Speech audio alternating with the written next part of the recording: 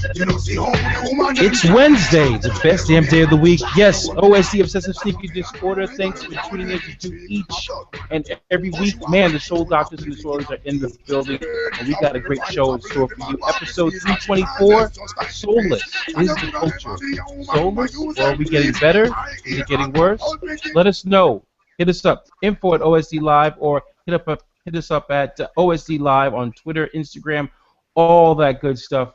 Man, we got a good show in store for you. The countdown is on. Mother Nature is acting weird. It's warm. It's actually like 60, easily 65 degrees right now. Reporting live and direct from Worcester, Massachusetts. But don't wait. Don't fret. Tomorrow will be like 40 and rainy. You may see some flurries. You never know. But wear your sneakers. Wear your kicks. Man, OSD, Obsessive Sneaker Disorder. Man, oh man, the crew is in the building. We are here. We're glad to be here. And hopefully you're ready to rock out with us as you do each and every week. We're going to get straight to it, going straight from the Boston, the PDX, the one and only. He is Mr. Jesse in the building. What's up, sir? Yes. Disorderlies and Sole Doctors was happening. Live in the PDX. We're heading into the rain season. So it's getting a little gray out here, so I'm about to put my kicks away and break out the winter kicks with the ripstop nylon and the double, the Vibram soles. Just when you say that, watch, the weather's going to go back to warm weather for you. And he's bringing out ripstop, Gore-Tex, nylon. And shorts. Yes, sir. That's how I get down. You know how I do. Keep it outdoors. Absolutely. But looking forward to the show. Been away for a minute. Out here grinding. But, best part of the night. Yes, sir. Right here, right now, with OS. Right here, right now is right. And let's go straight from the PDX to the ATL. My soles are dirty. They stay dirty. The one and only Mr. Team Bigfoot himself, Mr. Anita Heat. What's up, sir? What's good? What's going on, OSD? Happy to be in the building early for a change. Usually I come in a little late, but it's all good. Everybody's first. Yeah, man, we're good. We're locked and loaded. The gremlins were out, but that's okay. We still know how to get down. We keep the show on the road. Keep it moving. Literally, we keep it moving. Definitely. So, and the one and only, going from ATL to Brooklyn, USA, the freshest place on planet Earth, as they say, according to GQ. And then the one and only Sean Paper Chaser Williams is in the building. What is good? Soul Doctors, greetings. Yes. How are y'all? Good, man. I am fresh back from, a few days down in the ATL. Happy my soul brother in Need of Heat did his thing on the sneaker panel for A3C. Ready to get into episode number 324, Soulless. So we hope the Soul Doctors and Disorderlies are ready to hit the ground running and just really go ham on what we got to present to the disorderlies around the world.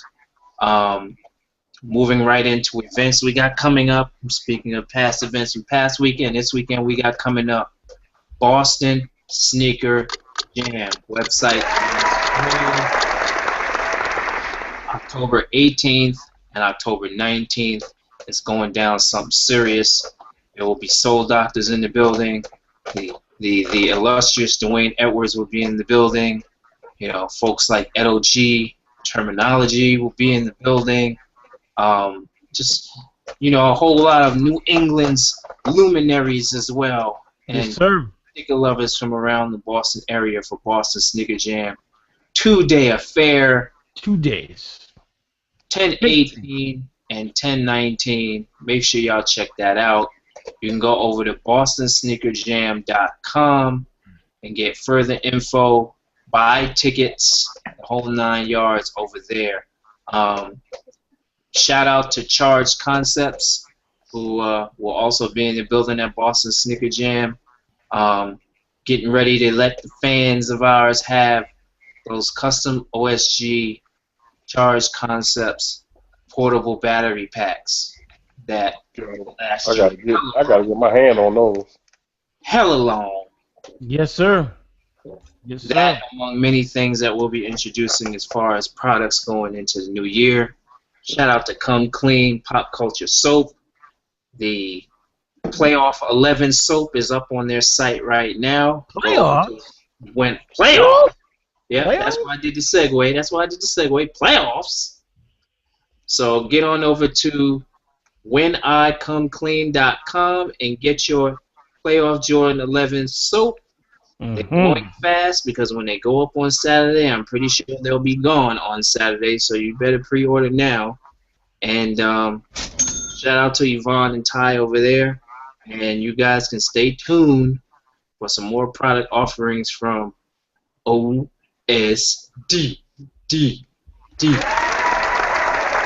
So speaking of playoffs, as we take it to the O&E, he's in the building. Mr. Steve, Ridiculous, Gordon, or Ridiculous Creative. Hit him with his What up, bro? What's up, sir? Chilling, you know, making moves, making it happen, trying to keep the head above.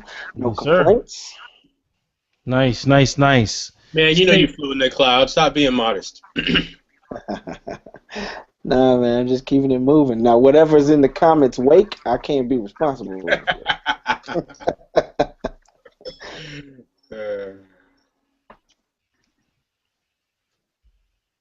Did we get frozen? Uh-oh. Uh-oh, did I freeze? No, I think that's me. He was voguing for a minute. It's Vogan. Oh, man. Yeah, I noticed my tube, Google was acting a little funny. My tube Yeah, at the man. bottom.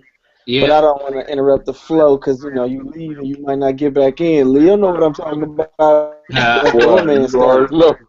Google on that doorman status. You can't leave, bro. They on that Ike Turner. Exactly. Google on that Ike Turner. Get in there and sing the songs. What you doing? Get in there and sing them songs, anime. Man. That's So, funny. Paper, talk to us, man. What's going on with these stocks, man? The market took a beating today. Yeah, it was pretty hectic today, man. Pretty hectic. Man. The numbers was looking real paltry in Man. comparison to last week, Wednesday. As D. Wells has stated, you know, and as we put up all the time, hashtag OSD Invest, every business day, Monday through Friday, Eastern Standard Time, 4 p.m. or later, we put up the results to these 10 stocks that we watch, and we also read them live on the show. So you can catch them on Google Plus, which has been acting up lately. Catch them in the Facebook OSD group, and also via Twitter every day, Monday through Friday, 4 p.m. Eastern Standard Time. So as we read these live on the air, we finish Nike. We start with Nike finishing at 85.18 per share, up 9 cents per share. Skechers finishes at $51.36 per share, up $1.28 on the day, the biggest earner on our stock chart. VF Corporation, Vanity Fair Corporation, parent company for North Face, Timberland, Vans, etc., finishes at $62.80, down $1.15 per share. And we got Under Armour. Correction, they were the biggest gainer by 2 cents on the day in the stocks that we watched. They finished at $63.01 per share, up $1.30 per. Deckers Outdoor Corporation, parent company for Uggs, Teva, etc., finished at D. Wells $87 per share, of 15 cents per. Foot Locker Incorporated finished at $53.29 per share, down 38 cents per share today. Adidas AG on the OTC market finished at $34.76 per share, down 2 cents per share. Puma AG on the ETR market finished at $158.20 in euros, up 20 cents. eBay on that NASDAQ finished at $50.24 per share, down 35 cents. And Finish Line Incorporated, rounding it out, also on the NASDAQ, finished at $25.30 per share, of 26 cents per on the day. So, once again, Monday through Friday, every business day. Please do not hit me asking for stocks on Saturday and Sunday. Every business day, Monday through Friday, 4 p.m. Eastern Standard Time or later, we publish the results of these stocks here that we watch. So we're talking Google Plus when it works. We're talking Facebook group OSD, and we're talking the Twitterverse. You can catch all of these, the results. And you also need to read the related articles that are in the top right next to the bar graph that shows how these stocks perform for the day.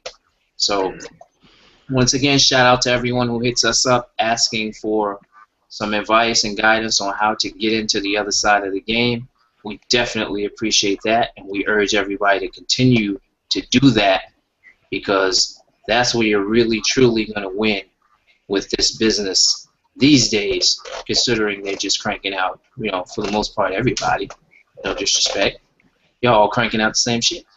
So one thing that changes every day is the price per share. Guaranteed. Guaranteed. That is true. The shoes don't change, but the price per share does every day. Man. So, what do we see up in the articles, D. Wells? What do we see popping today? I mean, today, I mean, the big thing was, and we're going to talk about this in a little bit, you know, Yes, the pending lawsuit, trademark infringement that Converse is basically doling out. But then also we're seeing a lot of, you know, a lot of movement by some of the foreign companies that are owned by larger conglomerate companies. I mean, you know, VF Corporation saw a huge jump today. You know, everyone is actually pushing. Here we are almost, you know, this is the last quarter of 2014. So everyone is kind of trying to stack some paper going into, you know, the new fiscal year. I think if we sit tight, if this Dow Jones keeps taking a beating like it did today, I mean, I just looked real quickly, and it was down 173 points, which is a lot. I mean, we saw something similar happening last week prior to the long Columbus Day weekend, and here we are once again after coming out of that, having a strong day on Tuesday, and now on Wednesday down once again. 173 points is big. If we continue to see this is definitely going to have an impact on these footwear stocks, but we're also seeing how this Dow Jones Industrial Average is affecting prices at the gas pump. I'm not going to lie. I'm actually happy. You know, I've seen for the first time, you know, 87 octane under, you know, roughly right around $3.13 here in Massachusetts. I've actually seen someone post a picture the other day. It was under $3 in Rhode Island. I don't know what it's like in the Midwest or in Georgia. Or it's low. It's extra low, bruh. I gotta fill up with premium and one of those fuel saver cards attached to your supermarket spending. I actually paid $2.75 for 91 octane. Oh my goodness! Did you say two? Did you say two something? Two something, right? I ain't done that in 10 years. We haven't seen two since early 2000s. Yeah, exactly. I ain't paid two since 10 years ago. So, what I think it is the election cycle is coming and everybody's kissing ass. Exactly what it is. True. That is, but also at the same time, I wanted to find out, what are you paying for say 87 octane in Georgia these days? You got caught in the metrics. Paying for what? For 87 octane, what are you paying for, like 87? Today it actually went down a little bit again. This is actually the lowest it's been probably in about 2 or 3 years now. It's down to 313. 313. Okay, so that's the same about here. Jesse, what about you in good old great state, the Pacific Northwest? We are still catching the very, very low threes. Okay. But it depends on where you go. Certain parts of town you might catch a 2, but it's still in the low threes. But I hasn't fluctuated too much out here. That's how they get down out here out west. Yeah. It really jumps like that too much. But so so the reason why I asked that question, because we're going to continue to see between now and November 4th, we're going to see gas prices. If this trend continues, gas prices should continue to go down. But also the big scare, and it's real, is this whole Ebola thing, and this has got people shook. The fact that we've had actually health professionals get on planes and travel from one part of the United States to other states. I mean, this nurse who now went from went from Cleveland to now, right there in your backyard, Heat, at Emory University Hospital. Everybody's here. You know? The CDC is here, so absolutely.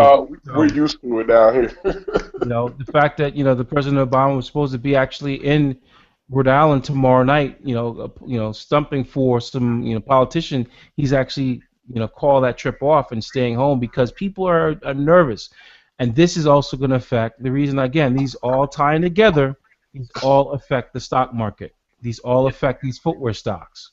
People get scared and nervous. The stock market is going to continue to go down.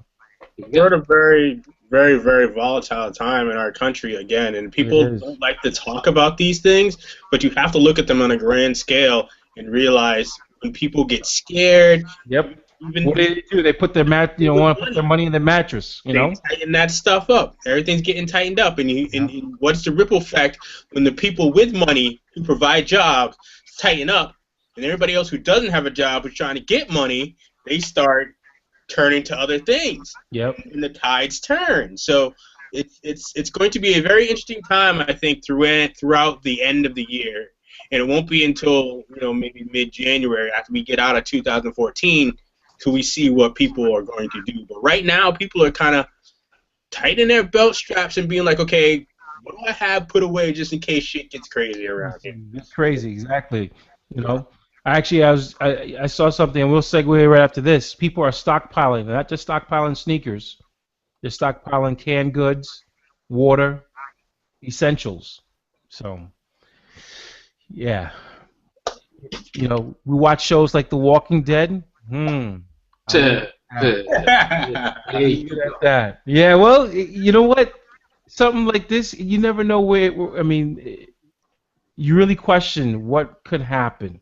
See, you don't want to walk around. You don't want to walk around scared. No, not at all. This is when you want to pay attention and be like, did I exercise today? Am I eating right? Did I shower twice? Did I wash my hands?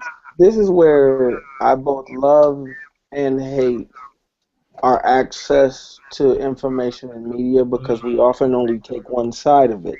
So, with news spreading of Ebola, the potential for things that break out, CDC, we're hearing all these scary terms that we have heard from The Walking Dead. However, most times it stops right there.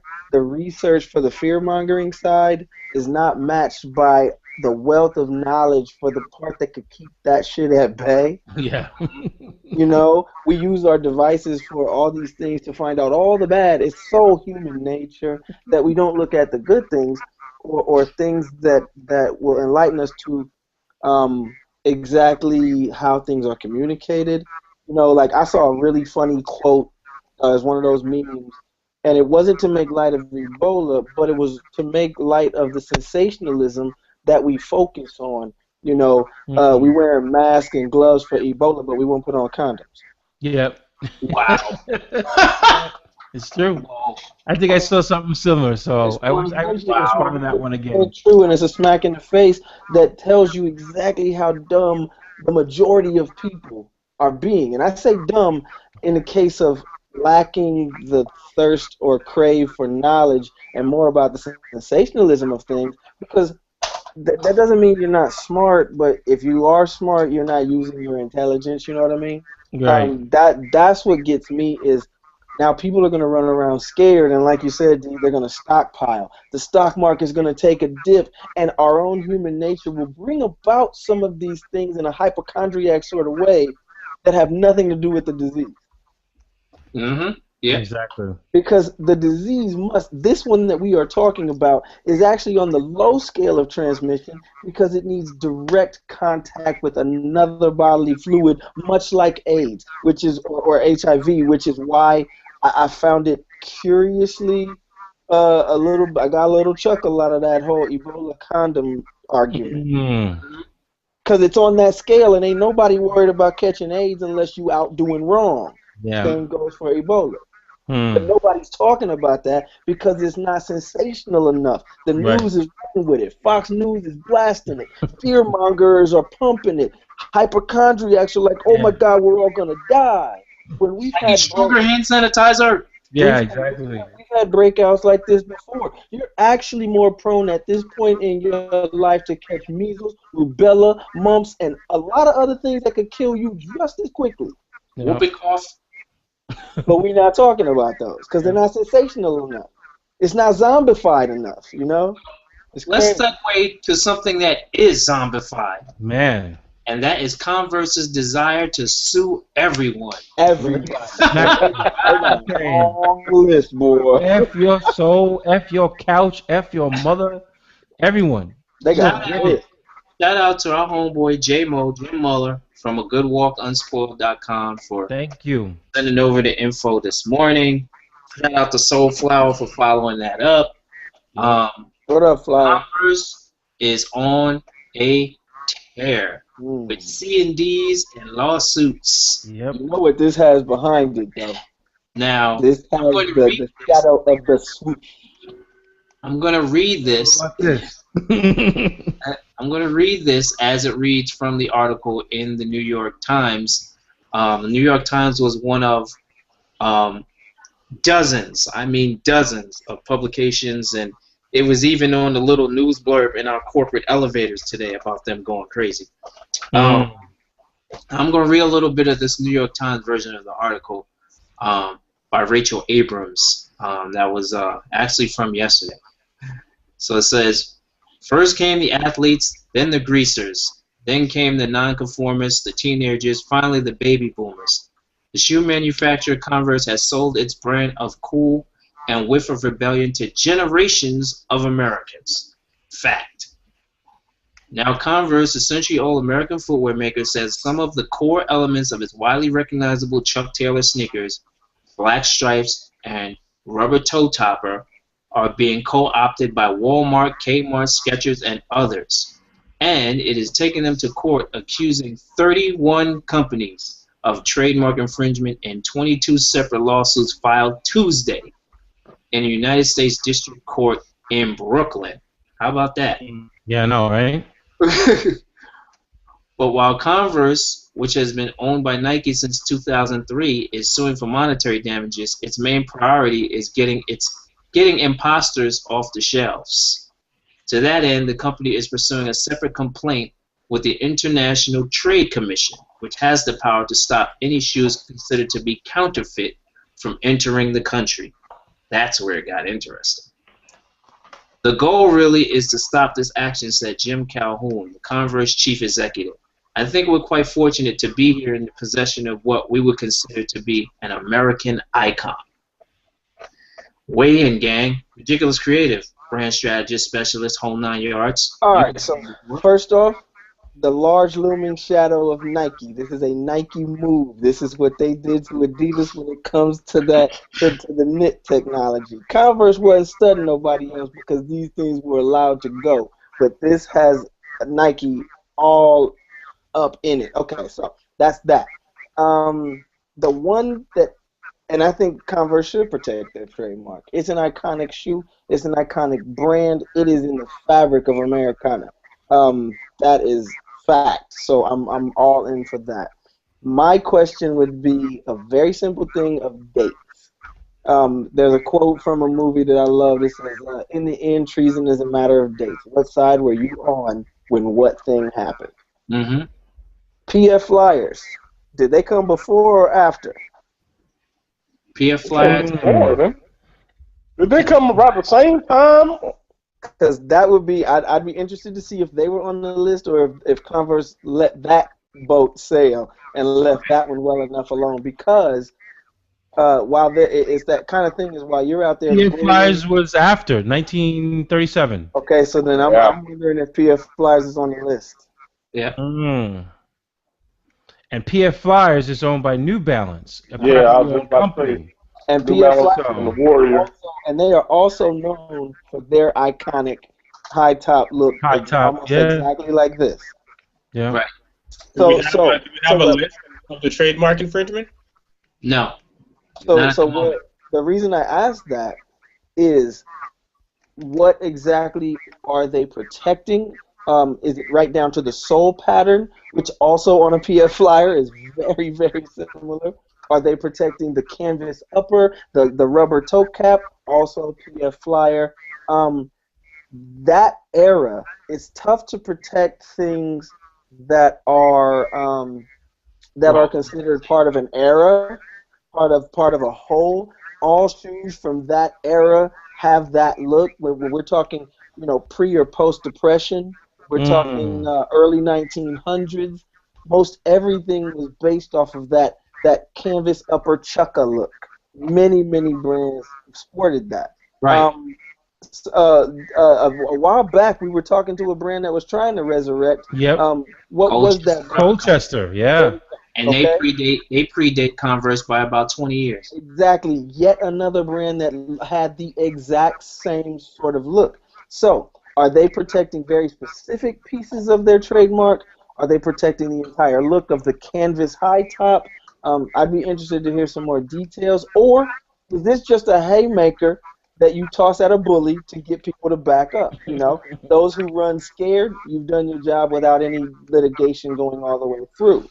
Mm-hmm. So, worth asking.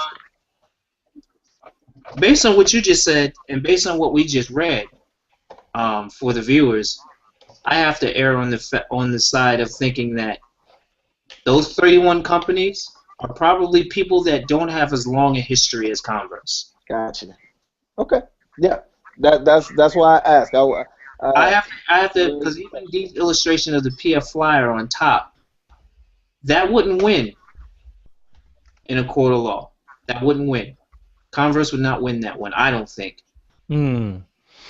Because it's tough. See, but I think that's why I asked, because even if the emblem is on the inside of the instep of the shoe, like the Converse, it's still a circular mark, that Chuck Taylor mark, that PF Flyer mark. It's a stamp of the era. That era, that time, exactly. All shoes look like that. And PF Flyers, which, the PF stands for Posture Foundation, the look of the center high and some of what you see actually serves a function. Right. Where it may have for the Chuck Taylor as well, but they're really, as they mentioned in the article, they make reference to the black line around the midsole and the rubber toe cap in particular, which the PF Flyer version and the Chuck Taylor version are very noticeably different because of the way that rubber wraps around the front of the PF Flyer. But let's fast forward this to more recent times. That 31 companies could easily include, and it does, I'm sure, as mentioned in a couple other articles, H&M, Target, like Walmart. stores like Zara, Forever 21, any of those kind of stores that Ralph have been making their own shoes to go with their clothes. Yeah. That right there could easily make up 10 or 15 companies by itself. Actually, I think it does. I would be all too willing to assume that it does include those almost American Apparel. Those cheaply made knockoffs. Old those obvious, yeah. And the king of knockoffs, or king of duplication, Skechers. Yeah, Skechers. I believe I read even here they are mentioned in the article. Yeah. Well, even What about Bait? even Super to a point. They've got a couple of models that come dangerously close. Is this for the Chuck Taylor or just for Converse? Just for the Chuck Taylor. Just the Chuck Taylor specifically, yeah. And shout out to OSD Watcher, our homie from the DMV area, the homie Nabs 0260. He said Ralph Lauren is also on that list. Yep. And they just did those Gentleman Supply had those camo chucks. So anyone, after being in that Converse building and being close to the people there and understanding how the Chuck business runs and how many pairs actually move throughout this country, with Ridiculous's insight and perspective, this is a Nike move. Nike is definitely tightening their belt all around. Remember, they want to stay king, and they want their money to grow. They want these companies to grow. If you are not growing, there is an issue. And the Chuck Taylor business is only going to grow so much if you have those knockoffs going on out there, especially with big companies like Target and some of the other ones. So if we can put the kibosh on that, even for a little while, then we can make up some of that dough. Also, the Converse brand is on the verge of relaunching retail globally, not domestically, globally. And those licenses globally are coming back to Converse. Therefore, they want to make sure that if you're going to be buying Chuck Taylors, you will be buying them at Converse retail stores. Wow. What I think, I mean, Nike can't do that because they're too big and they got a lot of wholesale. But at the size that Converse is, if they can control that, especially in their emerging markets, so in the markets that are outside of the United States, global, they are going to make. Yeah, we call that the Disney gravity.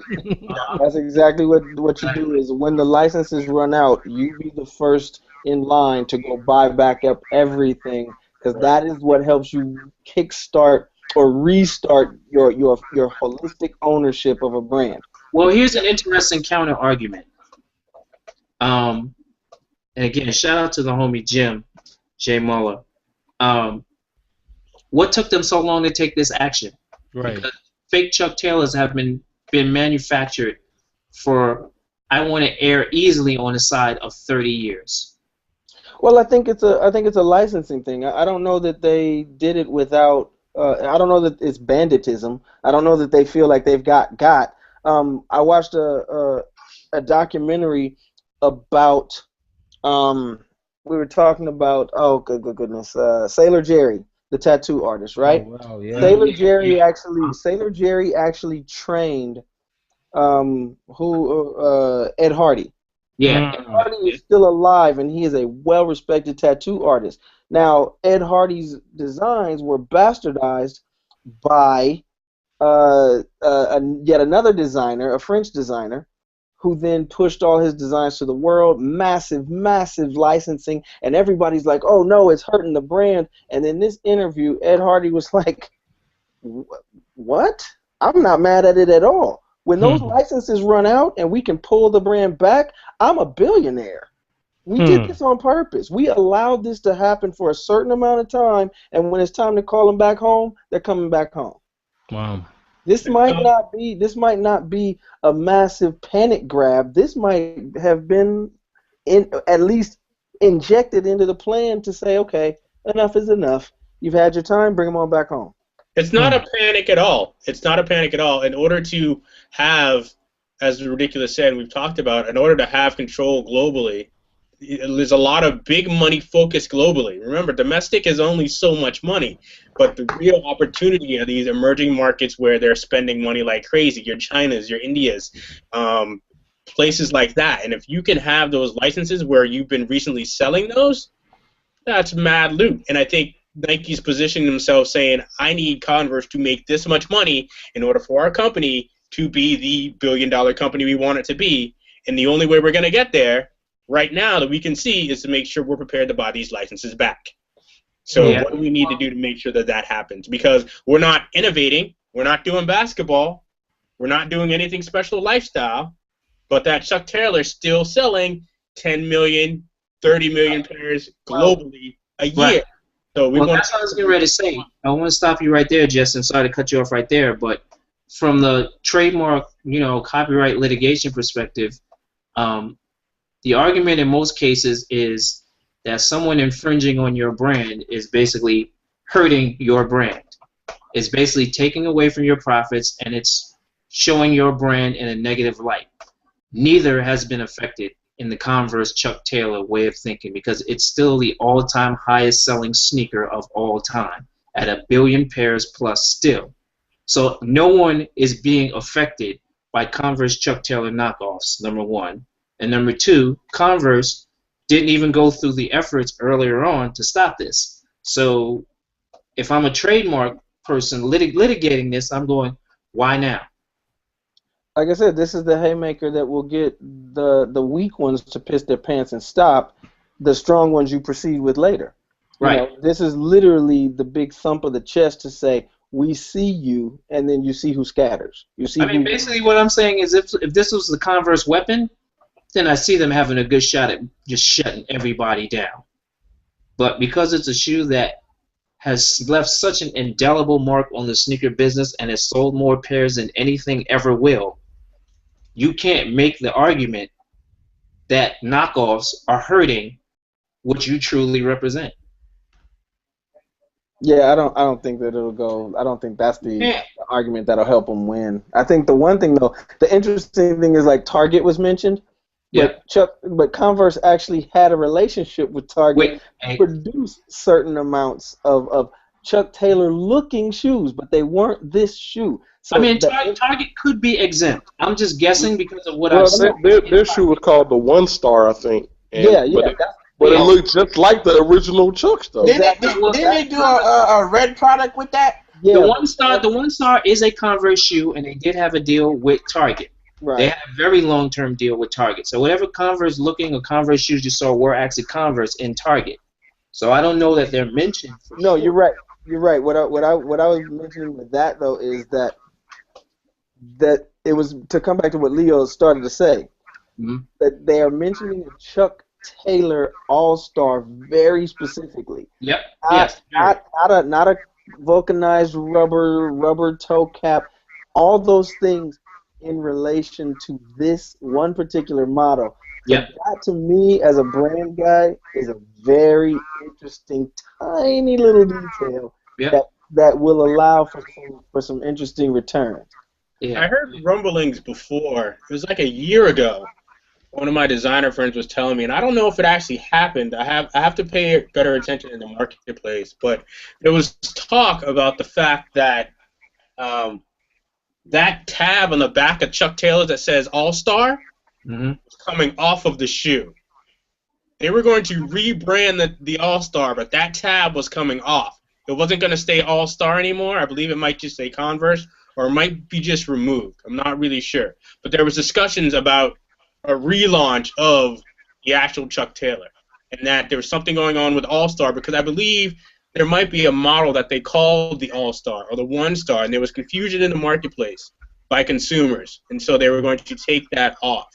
So they can be setting up to really relaunch the whole Chuck Taylor thing, and to be honest with you, that woman's market between the age of 25 and 45 with a low, you can relaunch that over and over and over again. Well, and the Chuck, you're right, because the Chuck Taylor is a specific model. This is a player sample, basically.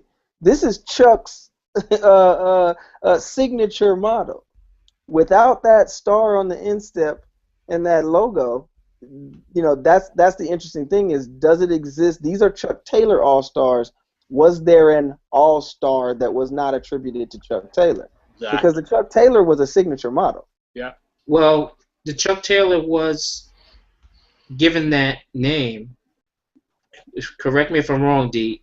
It became the Chuck Taylor in 1932.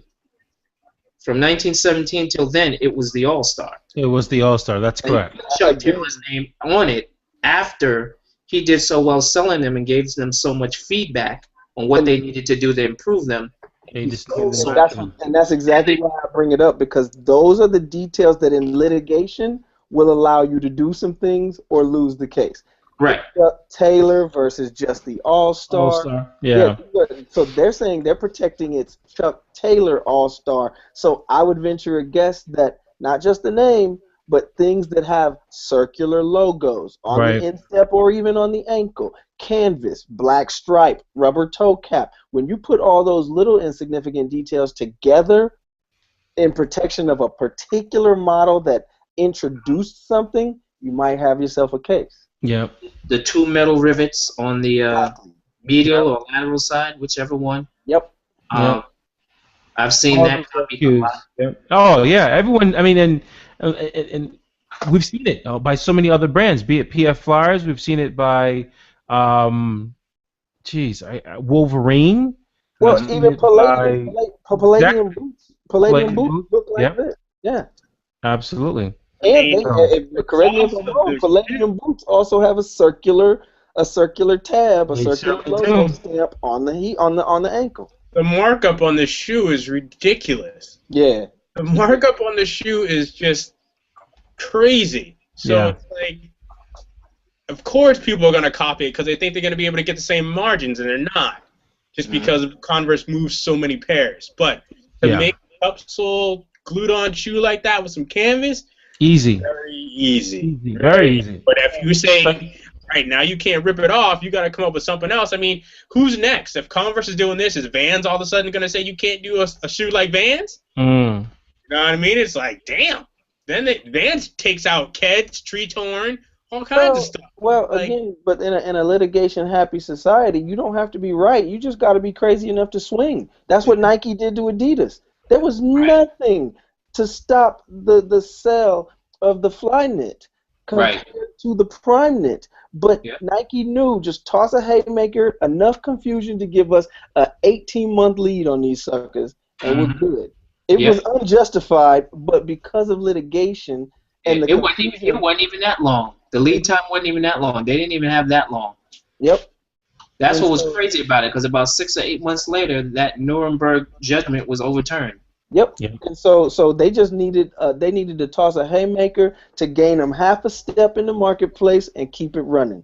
That's if that's all that comes of this, then they've done the right thing by their brand. Because you're right, it can't be that protected because there's so many floating, moving parts to it. But we can scare everybody enough to back off, give us 6 months to re-infuse the brand, do it, make a couple moves with it. Maybe, like Jesse said, relaunch with some different changes, just to let people know we are watching, we're out here, this is our brand, and we're willing to protect it using crazy means. Yep, absolutely. And it's like a message to other, to people. Maybe we'll do this through Converse. And Nike sending a message like, hey, we're protecting our shit right now. We got 3 designers trying to make some plan and leave us. And what do you think? All of a sudden, because you leave, you're gonna be stealing our marketplace with Adidas? Nah, Nike's like, we're the big dog on the street. We're ponying up this money to make sure you ain't getting nowhere near what we got. Nowhere near, exactly.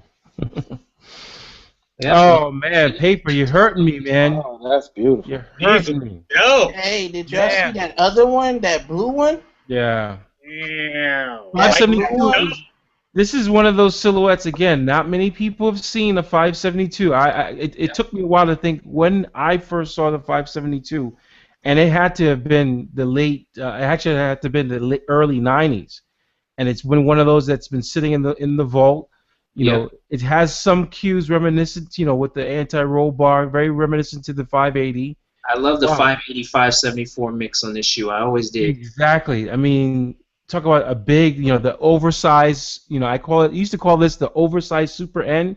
Remember when Champion used to have and they brought them back, the Super Champion hoodies with the huge C? So I remember when this 572, when I first saw it, I think I saw this at the Albee Square Mall. That's how badly I'm going to date myself.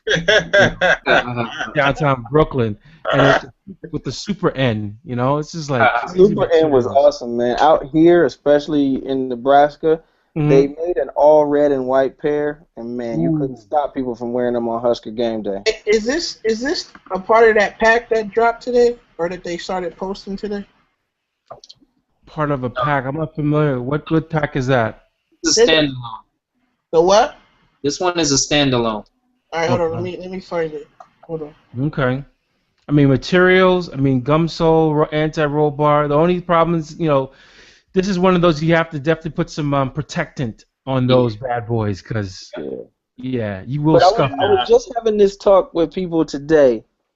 I was just having this talk with somebody today about how people shy away from wearing a suede shoe in the wintertime. Right. But most winter boots and shoes are suede. Yeah. Like, wear them things, protect them, but they're meant for that weather. What shoe is that, Video Freak? What sneaker is that one? It's an M997. It's called the Connoisseur Painter. They want $200 for it though. Man, well, it's dope. Like, go look that up. The pic, woo.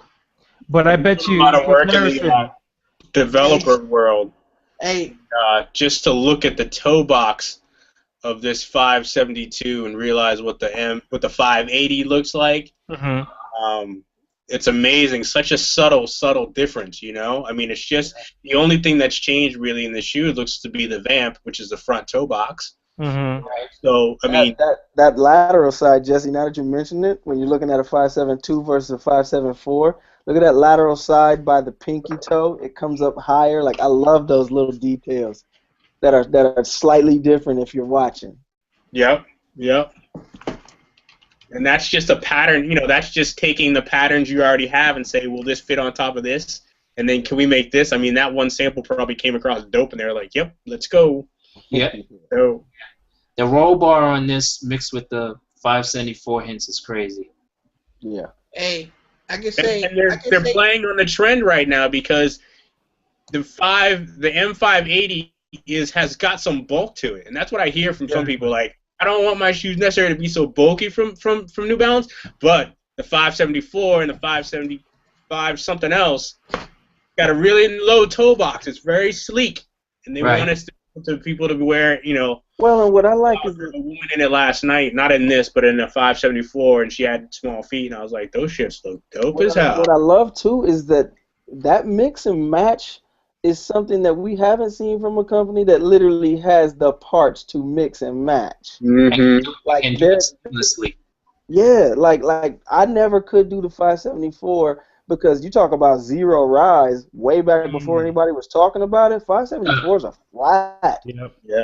But I can rock this with that roll bar from the 580s, you know, and up, and that dual density midsole with a 574 look. Like that's amazing. Hey, I can say I love the roll bar. Like it's like the people at New Balance are actually listening. And when I say that, there's someone that seems to be telling them, look, your bread and butter is your materials. So if you want to play around with a couple different patterns and add some roll bars, that's cool. But don't mess with your materials. Don't start like adding stuff together that just doesn't go. You don't see a lot of like mesh where there shouldn't be. You don't see ripstop where there shouldn't be. They stand true to what they know, and that's their suede and mono colors, and it's dope. But also more than any other company that we talk about on a regular basis, New Balance, you could black out a New Balance and make it just the silhouette, and you would know what you're working with. They actually have a silhouette that they can work within, and they can mix it and match it, and you wouldn't feel like you're getting some stupid hybrid like what Nike did and Jordan did with all the fusions. I was just getting ready to go there. New Balance could make a fusion and it would still feel and look like a New Balance. This isn't a fusion, but this is a fusion. This is no idea. Yeah, to me it's a fusion because I haven't, and it might be something older, but I call it a fusion just because like we've talked about that 574 with that 580 plus dual density on the midsole. Like this could be a totally new shoe, and they could just make up a number, and we'd all still think it was hairs. Exactly. Right. Hey, what y'all think about these? Back in the archives, that this was actually a shoe. Exactly. They could go back and be like, "This is the 571." We would eat it up. Well, that's why I was going to ask that ridiculous, because I was going to ask that devil's advocate question. We've been critical of Nike for doing this same thing for a while. Now here New Balance does it, and we're embracing it. Why is that? I think, like I said, it's not looking retarded. I think that what New Balance has done is they're playing to the fact that they actually, I mean, not legally, of course, we know that, but they own a silhouette, and they're doing it, as Jesse said, within great materials. They're keeping the quality high. This is a grown man type of shoe. It could be wrong of us to do, but we kind of love it because it's not a bunch of kids flocking to it with candy colors and horrible materials and dumbing it down. They've actually kept the quality of their shoes high, and figure it's not about the hype for the shoe. When you're looking at what we talk about all the time with those fusions and hybrids, we can start with materials. We know they're horrible. That's fine. But it also seems to be fast and furious capitalization and lack of anything in their kit for design. New Balance has always been consistent with this. They're like, we make these few models, we make them look like this, we're going to put great materials on them and keep them running. It also feels like, oh, sorry, go ahead. I was just going to say, this doesn't feel as trendy or as trend humping as the Fusion did, as Nike was like, or Jordan brand was like, okay, they'll buy anything. Let's go Frankenstein everything. And there it is. That is exactly why we embrace this, and not the Nike thing. Is because you hit the nail on the head. It's because this looks like New Balance. This looks like their heritage. This looks like it's supposed to be this way. You know what I mean? Like when you look at a Fusion Jordan, you're looking. Anybody who likes Jordans at all, looks at that shit like, what in the hell? You know what I'm saying? Like you looking at it like, what the fuck is this? But you don't look at it like that. You don't look at this shoe like that. You know what I'm saying? You're looking at this like, this fits right here. I'll rock that. You know what I'm saying? Nike shoes that we have released recently, and we've been like, what the fuck is that? Exactly. Like, comes out of your mouth. What the fuck is that? What the fuck? Right. About a New Balance. Like I said, and when a hybrid has come out, and it's not in the lexicon. It's made up. It's a Frankenstein. They could fool us. They could literally, like I said, like I joked, they could literally say, oh, this is the 569. It wasn't released, it came out before, and then they went to the 574. You know what's funny? When I first saw this shoe, I went back and looked at some of my buyer books that they had like a lot of the models in it. I'm like, yo, I remember this, but I'm not sure. Like you're almost not sure of yourself and your history because you're like, you start questioning yourself. You're like, you know what? I think I know this shoe, but I'm not. It's been a while. Absolutely sure, right? So you have to go back and do some homework because you're looking like, man, I don't want to be fooled. I want to know what I'm talking about, but at the same time, this looks like something I've seen before. Yeah. What sneaker is that one that's on your screen? Who's that by? It's a custom, but it's a CM 580. Okay, a 580. Okay. Does the 580 start with MRT? What does that MRT stand for? RT is trail, isn't it? Yeah. There's the MT 580, and then MT 580, and then there's the MT. Yeah, that's the MT. RT is running trail. Yeah, it's running trail, and the thing is, a lot of people don't realize what the New Balance designations are. It usually starts off with whatever area that shoe is. Of course, it starts with W or M, and then it always goes to whatever that designation for that area. So if it's a basketball, it'll be a B and something else. And then also after that, they always throw the color in there after the number. The number. So what's the CM? CM. Give the whole thing. Give the whole thing. Give the whole. It's a CM 580. That's what this custom was.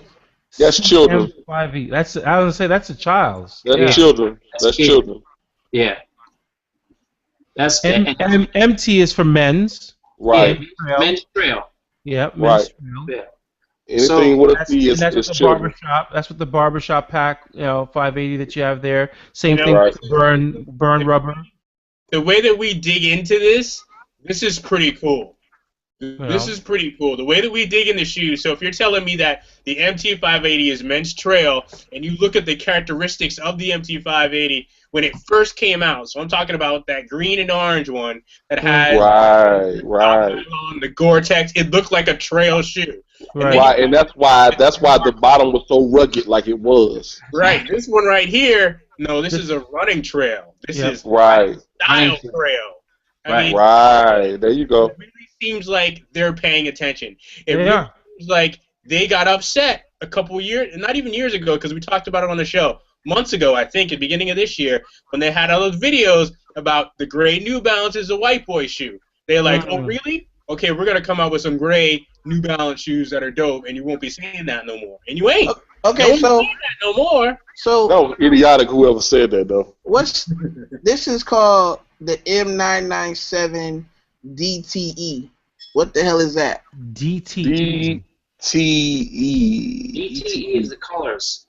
That's colors. That's at the end. So it's some type of color designation. So it's probably talking about 3 different colors in there, or maybe 2. Normally, when it has that many letters, it's normally talking about at least 2 or more colors. Okay, so the colors in here in this shoe are gray, blue, burgundy, yellow, white. They use the first 3 that primarily dominate the shoe. Mm-hmm. So so some type of blue. Yeah. DTE. It might be teal. Is it like a teal bluish color? It just looked like a regular old blue. Yeah, that's teal. That's teal. That's teal. Yeah, that's teal. Teal. Let me get back to Piper. I was going to go back to what you were saying before about why we don't give so much heat to them on this one. right. Anyone who knows about German sports cars, New Balance used the exact same thing, which goes to what I was speaking about, the silhouette. You know a BMW, you know a Mercedes, you know these foreign cars, you know a Jaguar. The reason that these cars have never been given name designations is because it detracts from the brand. So you never say, aside from the number, which only designates series and engine size, you never say you drive a Mercedes blah blah blah or a BMW blah blah blah. It's always a BMW and then the number designation. That's exactly what New Balance did. By doing number designations, they never watered down the brand. You are only ever wearing a New Balance. The number designation is just its specific, the specifics. You know what? That is brilliant. It's like a 350 and a 550 Benz. Right, but you are. It's brilliant because if you take that exactly what he just said and apply that to Nike and them not doing it. That's the reason why you have the Yeezy being able to do whatever he wants to do. That's brilliant. Or the LeBron or the Jordan or whatever. That's brilliant. Jordan was able to split because his name became more than the brand. Right. That's brilliant by New Balance. Let's get to brass tacks. Let's get to brass tacks here, because all of that's why Ridiculous gets paid the big bucks, because he's a brand strategist and he understands all that shit. Well, let's talk about what it really is. They didn't do anything different than what Nike did. They took two of their highest selling models and mashed them together. True. So they're not any different than Nike on this. No. But they just did it better. They just made that shit look good. They just make that shit look good. That's the difference. Hold on. It looks great. It looks great, and I intend on copying it. That's a big difference, though. No, it's not a big difference because fusions and hybrids weren't made for us to begin with.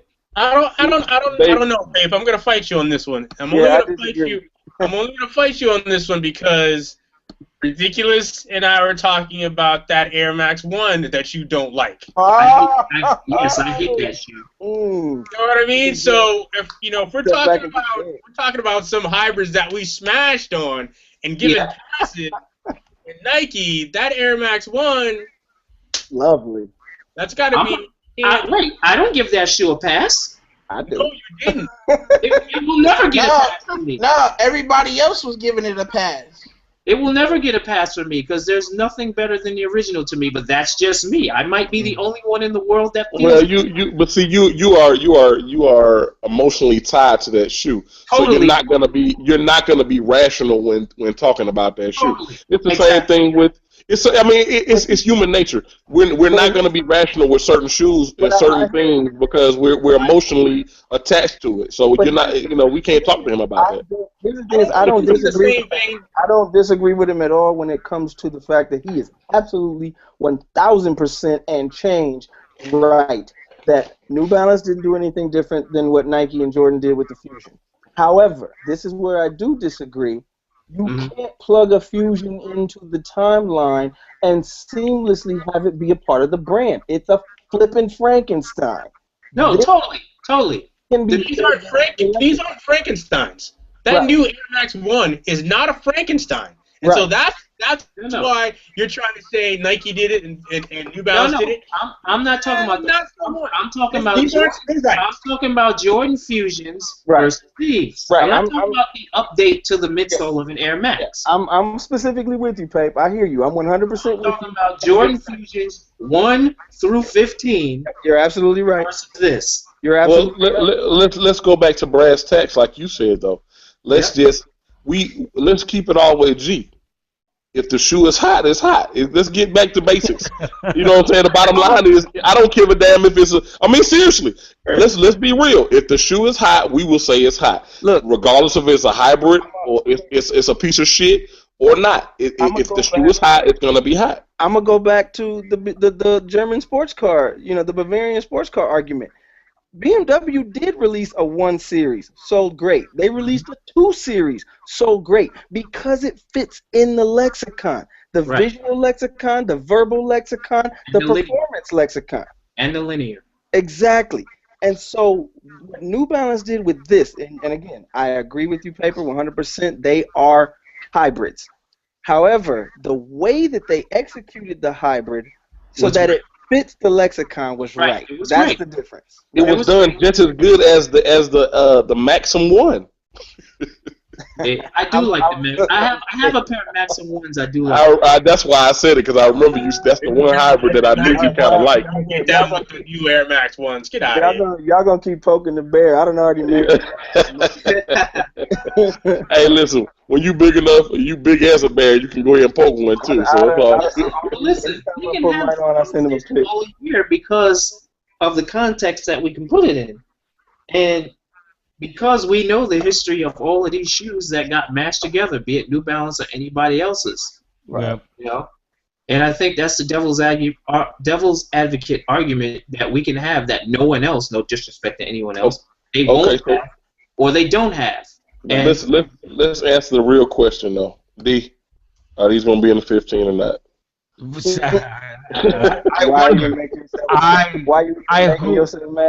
hope.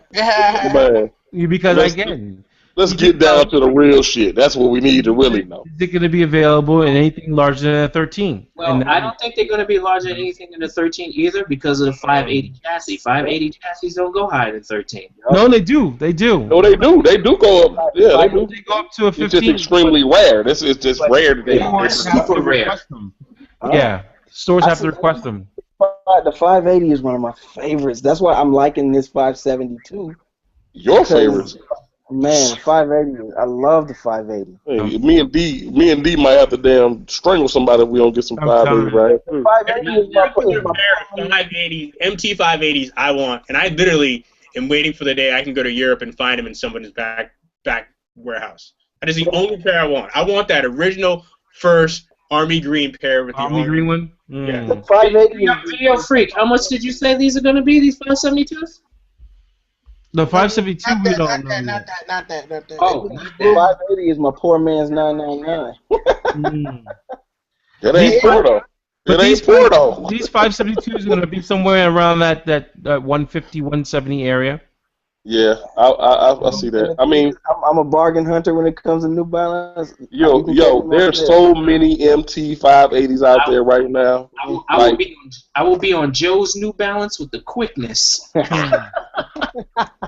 Shit, you ain't gonna find nothing on there no time soon. My favorite one is the one I got out in Vegas when I was chilling with Ella Esco. Yeah, I got the black and red pair. It was nasty. There's so many colorways that's out that I can't even touch. New Balance a bone, guys. I know I shouldn't do this. CHC. I know I shouldn't do this, but I want to throw them a bone, a sympathetic bone, only because they're behind Skechers. Like Skechers is leading the race between those two right now. Which is really crazy. That's crazy. I have to bite my tongue, which I rarely do. I have to bite my tongue with Skechers because they are running the gym with the ages of 45 and up. Yes. What is this? Target. Yes, absolutely. Did Jesse just say that? You can't deny it anymore, dude. Look who's wearing them. Yeah. Everywhere I look, I look at some dude, and I was in Chicago this weekend for the race, and literally all the spectators running around and stuff, some kind of makeshift performance, Skechers. I told you. I was like, no. Everyone's like, why would I? If you're not athletic at all, and you need something to go to the gym or run around for a marathon, and you're watching, everyone's like, I'm not spending money on a sneaker. I'll go to Target and get a Skechers. I told you. I knew that was coming. So here's the bone I want to throw New Balance. If they put this shoe on their custom site, they'll win. Absolutely. Oh my God. Absolutely. Yeah, but their custom prices are ridiculous, man. They are. Yeah, they are. They're not as bad as Nike. They're ridiculous. They are ridiculous for shoes like the, what is it, 992s? 990. The 990. Yeah. They're ridiculous for shoes like that have a lot of panels and stuff to it. This shoe is simple. See, what I know we do the CTC too. I'm like, don't put it on your custom site. Do what I said. Start plugging some of these into the regular lexicon and watch them go crazy. Like Leo said, you'll have old managers checking the old manifest. Like, did this shoe exist? What is this? We gotta get this. Yeah, it can be. He hit the nail on the head though. If they put this out on the site, customized, it's a wrap. It's a wrap. These shits would sell like hell. I'll cop one every month. Nice. D and Leo, do you guys know about Oddball? Yes. Yep. Okay. Yep. Last time I checked, they don't have 580. Man. Shout out to Seth Longacre of Oddball Shoe. What up, homie? They're based out there in Portland, right? Yeah, they're over here in the northwest. Sorry. Yeah. Hey guys, that's CM. About, gentlemen. Fila hasn't put this shoe out in a while, but it's back as part of the Burn Rubber Doughboy package. We're talking the T1 Mid. T1. Which happened to be a pretty dope tennis shoe. Yeah, T1 was sick. Literally dope. Step on Edberg, right?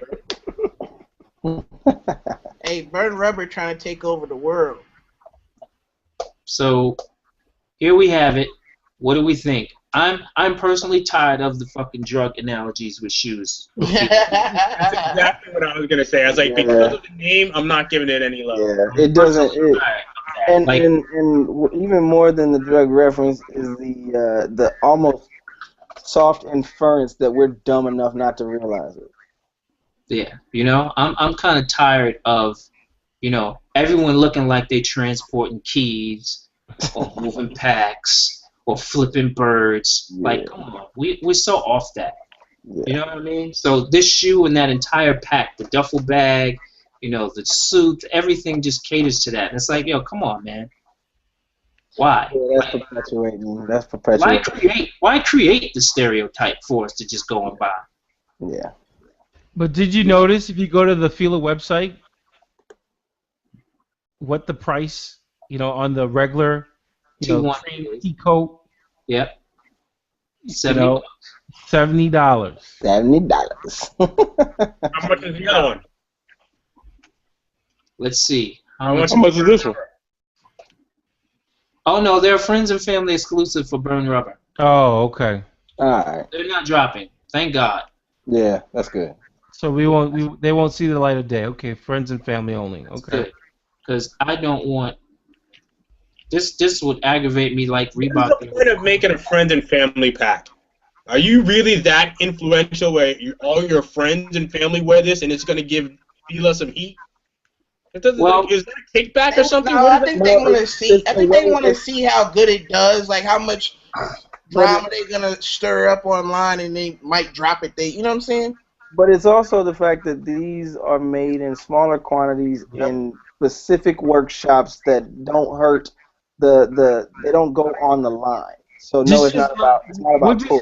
We just have to see what the response is going to be and see if maybe someone else will work with Fila and come up with something dope. Who knows? Actually, I got a good scoop for you from the conference or the panel that I was on. We one of my brethrens down here in the A from Fly Kicks is actually dropping the Georgia Peach Fila this weekend on Friday. Okay. So they're working with Fila, and it's a nice shoe. I think the women gonna love it more so than the guys, but and then also Mayor dropped a little gem that he has another shoe coming out with them, along with a bag and a bucket, everything coming out in a pack. So you know what I'm saying, y'all be on the lookout for that around. Like Mayor, as much as I feel like I dislike Ronnie Fieg. Well, I know he gets a lot of hate or whatever, but at the same time, like I said, he's dropping it. It looks good. And I feel you on that because a lot of people don't like him, but I can't stand Ronnie Fag, so I can't put them in the same. I can't say I don't like him. I don't know, dude, so I'm not gonna go at him like that. But Pape and I had a conversation, so there's just something about the way that he comes off with how he feels about shoes, and I'm just like, he's again perpetuating that whole doughboy thing. That's only as far as it goes, and I'm like, dude, you have probably one of the dopest collections there is. And you still all you want to do is watches, Well, I don't think he perpetuates. I can't agree with that because I know him. I can't agree with him. Okay, so I don't know. So from somebody who doesn't know, that's what it looks like on the outside. I won't say he perpetuates it, but no, for me it's there's just a certain look New Yorkers have where we always I was just about to say that. That's what I get more. That's what hardcore old school New York from him. That's what I get. Look that some of us who've been around for a long time. If you don't change the way you dress, you just get lumped in with. That's just the way it's going to be.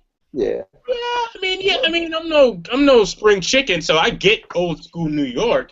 You know what I mean? But as you get older and you still look a certain way, you're going to be treated like that's all you know. Right. And you're going to be perceived that way, and that's how people are going to talk to you. For me, it's not even about any of that, and I think it's less about RF himself. For me, it's more about the fact that this is a child's coloring book. You are not making something new. You are not designing. So it's dope. It's great. I've done it myself. So let's just put it in its proper place. You have. And so let's put it in its proper place. It's nicely done, but these dudes are living off of massive amounts of fame as if they designed the model from the ground up. That's the only thing as a designer. That's the only thing that bugs me because it lacks respect for who actually did design these shoes. Now, I feel you on that. I think, but I mean, realistically, for cats that's not a designer like myself, if Fila came to me and said, "Yo, we want to give, you know what I'm saying, and need a heater a shoe," nigga, you telling me I ain't jumping at that opportunity? No, you know what I'm saying? I mean, I can't hate on them for that, but at the same time. You will jump at the opportunity, but because of what you know and how you feel about shoes, you will execute differently. Guaranteed. Not only that, when I had the opportunity before with the 2012 Jordan, the one thing I made it a point to do was never say I designed it. It was my color up. It was my take on the design done by someone else. And if I were ever to write about it, get any press for it, I always gave props to the designer of the shoe.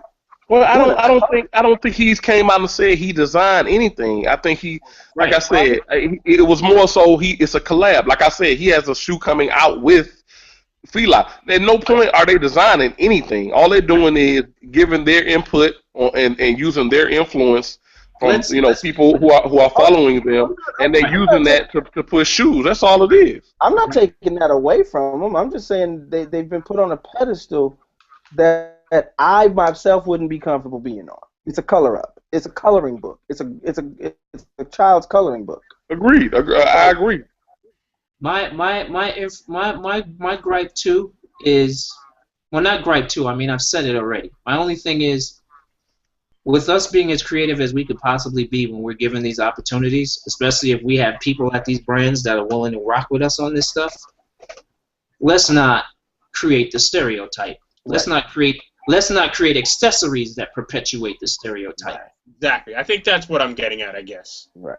That's my issue is, and that's, the Doughboy pack, and that's anybody else out there from any other brand that perpetuates, articles and things that have people instantly associate us with the only things they want us to do. Right. We have a huge opportunity when we get opportunities like that to push the culture forward, and you have to be doing that. If you're not, like Mayor was in the custom car world with me, and Mateo D. I don't know if I told you that before, but Mayor was in that world with us. So Mayor knows exactly how to be creative, as far as putting something together that when it rolls out, eyes pop out.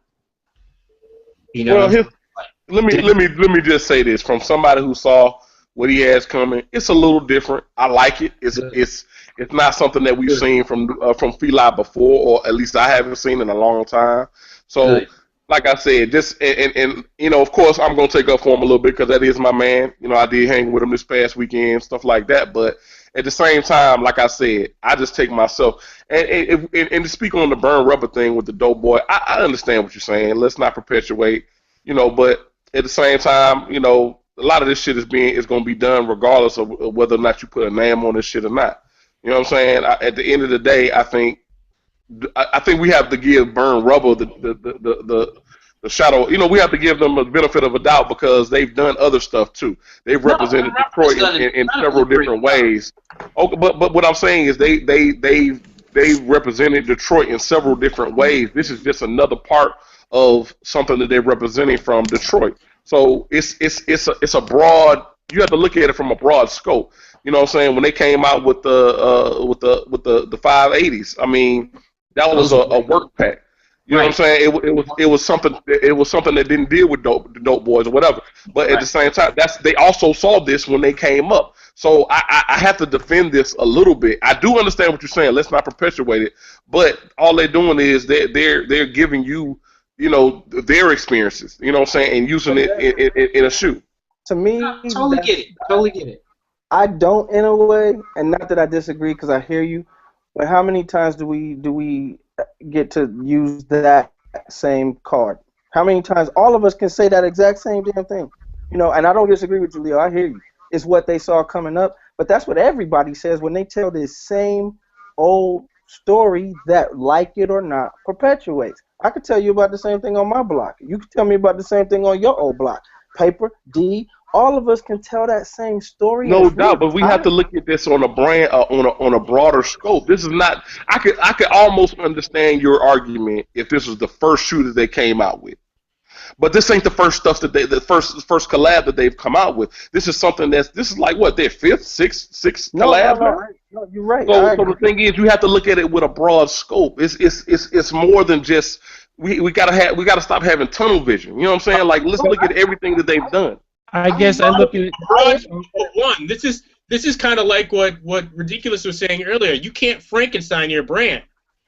Burn Rubber is doing a very good job. There's a dude over there, Rick Williams, who's very creative. This is not creative. This is like a Frankenstein. This is an easy execution. I mean, let's be honest. Are we getting caught up on just the word seeing Doughboy? Like, if you just saw it as a Burn Rubber Fila T1 mid for friends and family, you say it's okay. Yeah, it would be dope. Okay. For the record, these were gonna release, but then they didn't put them out, and then they added the name later on. They were called something else. And I definitely hear what Leo is saying. I'm not disagreeing at all. I hear you. I'm actually proud of them. So that would be like my mom looking at me and saying, "You did good on your grades. You cleaned up around the house. You did this and this. Why'd you just punch your sister? Like, why'd you do something like that? Like, I wanted to give you props for everything you've done, and then you do something." Right. Then you That's all I'm saying is this actually wouldn't be so bad if they had a history of this, but they have a history of better. So be better. Totally, I agree with that much. Totally. I hear you on that. Yeah. Totally. So I'm glad these aren't releasing, but the other stuff that released as part of that Doughboy package, I don't want to look like a drug dealer. I'm good. I make more money than a lot of drug dealers. I'm good. I don't want to look like that. I want to look like me. It's crazy. There was gonna be a whole theme around the movie Paid in Full. That's why it looks like that. That's why the inside looks like that. Like, right. It was gonna be a whole thing. Like, they had the velour suit that Mitch wore. They had that was an actual Fila thing, and they actually found it. They were gonna put it out, but they can't. So the Doughboy was added way after, but that money, like, inside, that's also inside of the box. See, to me, man, that's what I'm saying. Is you've done so much better, and D, to your point, dope shoe. If they don't add the moniker, dope shoe is telling a story. But the fact that that's just a bad choice of words by somebody, and it just got picked up and kept going. And it ran with it. Yeah, exactly. Exactly, because it is telling a story. That I think I'm gonna put out the pictures of what the stuff looked like tomorrow. Well, let me ask this question. and I'm just, just being hypothetical.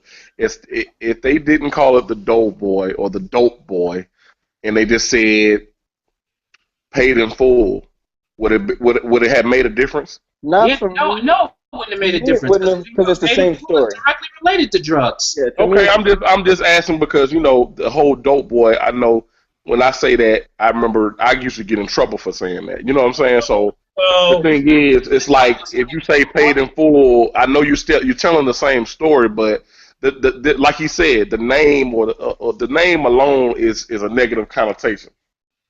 I think their particular words, like doughboy and some other words that reign or hold such a connotation to the drug game that make it stick out. But the movie itself, Paid in Full, Juice, Dead Presidents, Jack City, Dead Presidents. Yeah.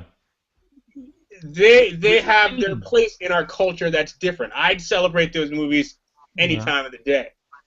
Not necessarily going out and have to act them out, but the movie itself, for what it was at that time in the culture, can be something to be talked about. Yeah, but here's the thing that it toes a fine line to even put a pun in there. My mom would literally take my head off if I called a Nike pair of Cortez dope. Right. Exactly, and that's the reason why I asked that question. Yeah, she would. That's precisely why I asked that, because I used to get in trouble for that. But Leo, even the connotation of what they are, if I call them Cortezes, Mom, look at the box. They're Cortezes, they're this. She goes, is that the shoe that they're wearing on the corner? Take it off. It would be the look. It had nothing. It had some to do with the name and a lot to do with the connotation. It was more so. It was for me, and I understand what you're saying. For me, it was more so the talk. Especially when I'm not gonna tell my life story or nothing. And, this ain't a secret indictment hotline. But when I was in when I was in high school, and my father kind of understood and figured out what I was up to, he told me straight up. He just pulled me to the side and, on some real man shit, was like, listen, don't bring that shit to my house. Yes, sir. You know what I'm saying? I don't give a fuck what you do. You're old enough, and we taught you better enough. We taught you better and taught you good enough and well enough that you can make better decisions than what you're making. But this is your life. I can't live your life. He said, and that's fine. He said, but at the end of the day, I have your mother and your sister to worry about if you want to act dumb and do dumb shit. So don't bring that shit to my house. You know what I'm saying? So that was a thing that they came up with me, and it was like, yeah, I was enamored with the street, but I understood. As much as I love the streets, I can't bring that shit home. Right. And don't you talk about this shit. My mom was a school teacher, so she knew the game. She knew the lingo. So if I came home talking that that dope boy shit, she like, oh no, you got to get the fuck up out of here with that. You know what I mean? So that's the thing. That's what I'm talking about. But like I said, I don't have a problem with it because I know this life, and I know just like everybody else on here knows people in the life. And to me, as long as this is not all you're doing, and like I said, I go back to the broader scope. It can be like I'm so many different people. You know what I'm saying? And we all have so many different characteristics. Right. So it's different pieces of a brand and different pieces of a person that make up the person. And this, to me, I don't have a problem with this at all. I don't have a problem with the name. I don't have a problem with anything. At the end of the day, the thing we sometimes forget, and people in this culture, and that's why I picked the name Soleless for this episode, is some people get so enamored by a name or pair of sneakers that they do what? They put this pair of sneakers, a material thing, ahead of what? A human being. Yeah. Right. Right? So, strip down the name, whatever you want to call it. Is it a good-looking shoe? Yes. Is it a shoe that I would want to, say, spend my hard-earned money to buy? No. Would I wear a pair of them if they're given to me? Absolutely, because they're present and I'd wear them. That's just at the end of the day. So the thing the thing we always talk about on the show, we always emphasize this, and we try to teach this to the youth, and we try to encourage our children to say, look, all this stuff you have around you, it's just a tool. Figure out what you want to do, what your passion is like. So when they sat down, say Rick and Ro, when they sat down and designed this with whomever at Fila, they came up with something. They basically came up with something artistic that told a story. Mm-hmm. Right? and it fits into a lane. It fits into a box, literally and figuratively. We know that. What's next? That's what my mind goes to, is what's the next thing that's going to come from them, from Fila, from maybe whomever, exactly. So it's a dope looking shoe, and I don't disagree with. There we go. There you go. We use the term, right? Yeah, yeah. Term How ironic. New slaves. How ironic. Respect. So we say, Respect. what is that? Respect. You like? Respect. You got me there, bro. So the funny thing about it is just with him throwing that out there, just naturally saying that. You let's got take me. It back. But let's take it back to the. That goes to the point I was going to make, is that a name, as much as we wanted to sever it from the thing because it's a good-looking shoe, we want to sever it, and just as easily it rolled off my tongue because that's my culture too. Like Leo said, I come from that block. Right. My mom yanked me up out the car with even if you never sold drugs, you still can relate, because guess what? You either knew someone or saw enough movies or read enough stories, newspaper articles that you can relate. Yeah, I didn't do any of that. I stayed inside and skateboarded. You just broke down mad rappers, yo. But listen. Let's forget for collaborations. Let's forget all that. Let's break down the history for the younger disorderlies watching who don't know where Fila came from and thinking. Yeah, I stayed inside and played on the computer. Despite, I got my internet off of a CD that used to come, and then I would save them up. Turn his mic up. The AOL ones. What up, man? I miss you, man. Fila, despite all they've accomplished in the world of tennis, running, and track and field, was introduced to everybody here originally through what? Tennis. Come on, y'all. The block. I was. The block. The block. Come on, y'all. Come on. So, okay. AAS, period. Thank you. When Nas rocked the jumper top and he was handling the aerobic shoes or the cross trainers that they did in one color, that was it. Yeah. Nas put. Hey, you know what? When Derek Jeter was a rookie and I was in middle school. Way before Nas. Hey. Way before Nas. Come on, dude. Way before Nas. The I I associate them with Nas the most. I associate Fila sneakers with tennis. I associate them with the aerobic joints. Okay. Well, Matt Edinburgh wore them, right? Yeah. And those shoes were primarily introduced to the inner cities of America. Hey, you should ask what made you want them more. Don't ask like what introduced you. What made you think that they was fire? It was a velour sweatsuit and them aerobic joints. It was the block. Listen, all the niggas in my hood that was getting money had these joints. Exactly. And that's why I wanted them joints, because they would get money, and I was like 9 or 10 years old. Like, how the hell can I get like them? Thank you. You know what I'm saying? Let's be real. That's just where it came from for me. That's the first time I saw them. And to this day, when I see Fila, the first thing pops in my head is, the OGs, around the way, and Forever I Love Atlanta. That's what pops in my head when I see Atlanta. I can tell you right now. I asked that question to say, yes, Leo was right about the fact that that's a piece of the spectrum of the Fila story for us. But, all right, we already know. You don't need to tell us that story again. That shoe did not. And that's my thing. You want to be on some man shit and impress me. Detroit is in need of. They're hurting. Don't tell me the dope boy story. Tell me about some jobs. Celebrate something really, really good about your town. I'm not saying it's not part of your history. I'm saying you can tell a better story. Like I said, I hear what they're doing. I love a lot of the burn rubber stuff. I hate that I can't get my fingers on some of them Iverson. So I'm with you. But if you've done better, do better. Yeah, if you've done better, do better. Quote that. True. Paper, look what we have here. Yes, sir. I have them in hand. Uh-oh. I have them in hand. I need that. Hey, I want to test it. I want to test. I gotta test it. Come on, man. You already tested it. Good. Thank you. Come on, man. Let me test it again. I needs power. I crave power.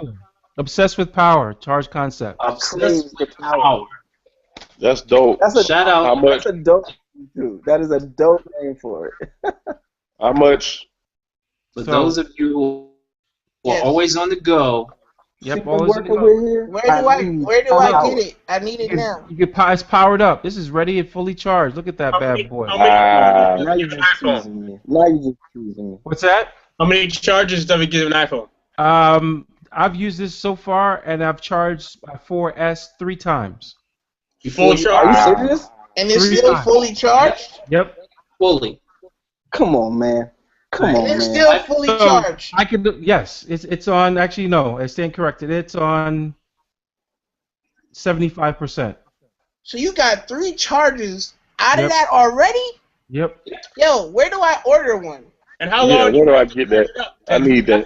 Fully charged. Compatible with iPhone and with Droid phones. I let it sit probably, I don't know. I put it on at night. I put it on from 12 at midnight and then up at 5, so 5 hours. Wow. All right. Where's the link, man? Where's the link? You'll be introduced. These will be introduced first. Go ahead, D-Wells. Tell them where. These will be available this weekend at Boston Sneaker Jam. Don't worry. Yo, D, You just hurt my feelings. I'm gonna buy one and I'm gonna give it away to whoever has the best picture. Damn, why you whispering, dude? OSD live. Cause he about Nah, that's my phone. My bad. He about to get in trouble. Yeah. So we have some other colors. We have pink. We have black. Black one. Give me the black one. And then this, of course, this blue one. So, I'll take the pink one. So pink one with that. Take whatever I can get.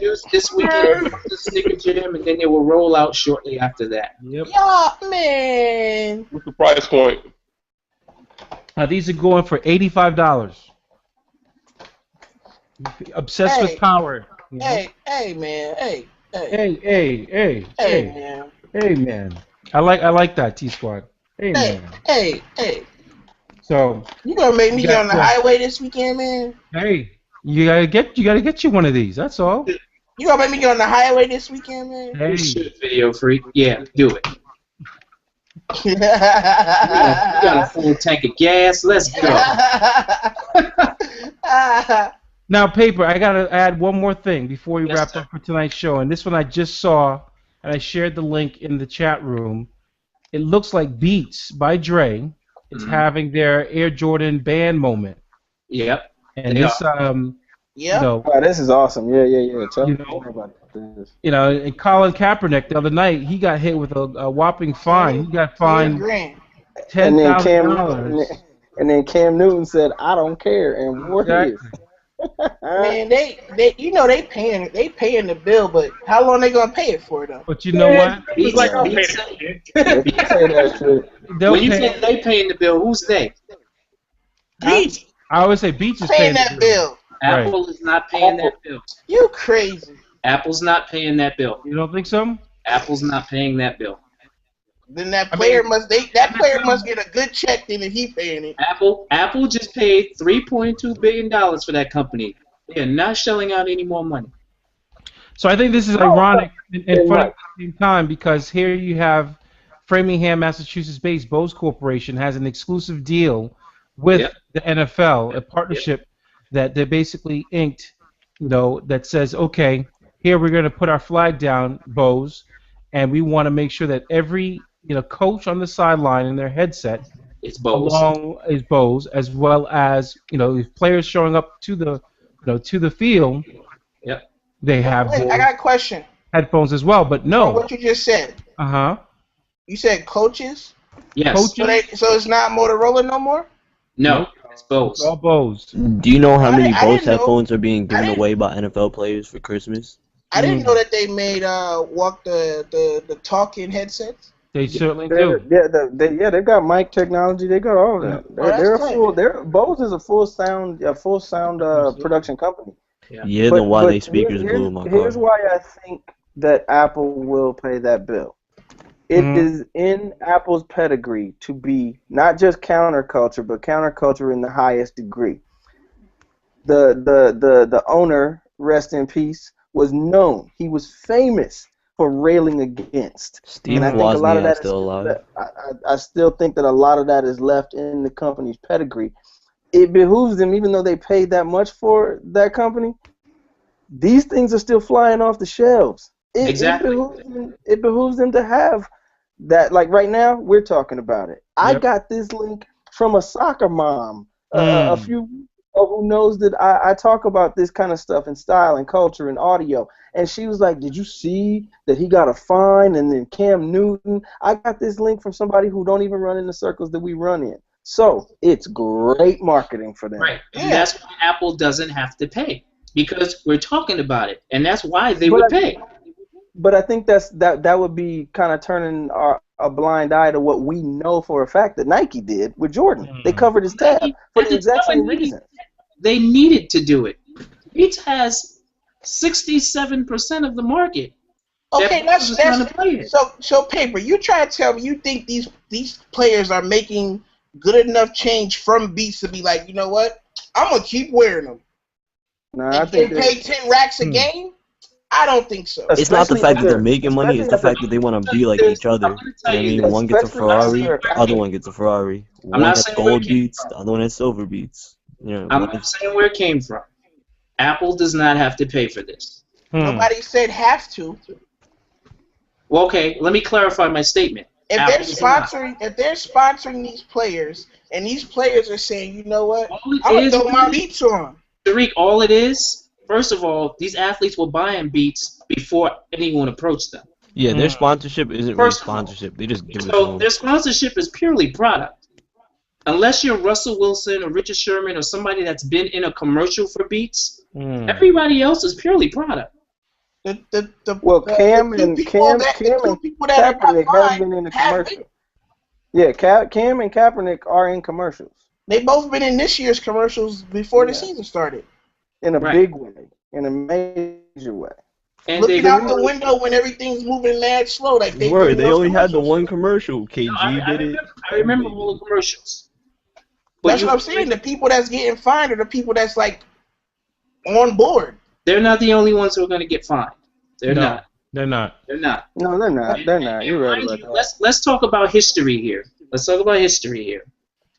is not the first time Beats has been banned. During the Olympics, they got blocked by Sony. You were not allowed to wear Beats headphones anywhere around the Olympic Village or anywhere around Olympic functions. Get in trouble with them or something? Because Michael Phelps had Soul Republic, but they needed the pub, so he wore them every single race. They're a smaller company, like Paper said. They needed the shine, so it was good for them to pay that fine. Right. Yeah. Beats does not need it because they have 60-something% of the market.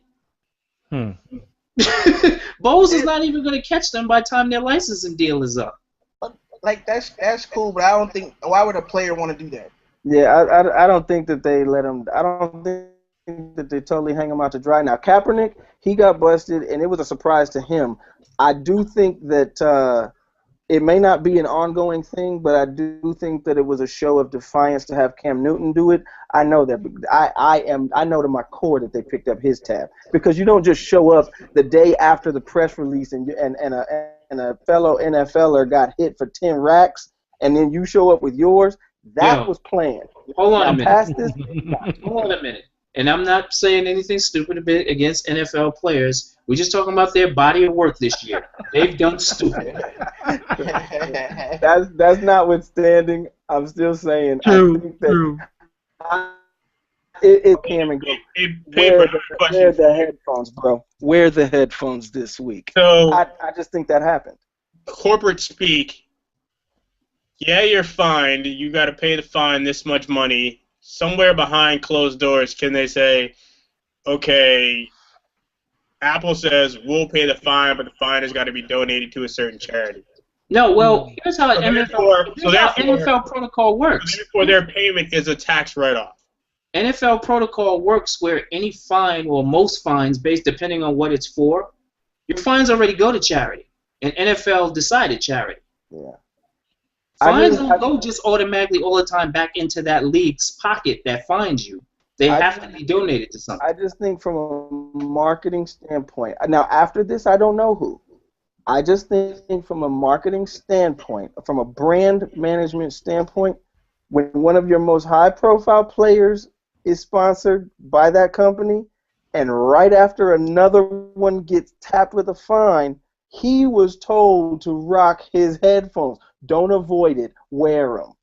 I guarantee you someone told Cam, someone in his chain of command, in his line, in his group, and somebody from Apple and Beats said, okay, just this one time, poke the bear. In Cam Newton's case, considering those tights he wore at the press conference, I'm inclined to believe it. Dude, I know he didn't wear them tights.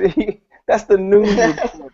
That was supposed to stay behind the Cam Newton, I'm inclined to believe you because that man came out with a lilac blazer, tights, and a shirt and loafers. It's silly enough to be like, you know what, I'm just gonna wear them anyway.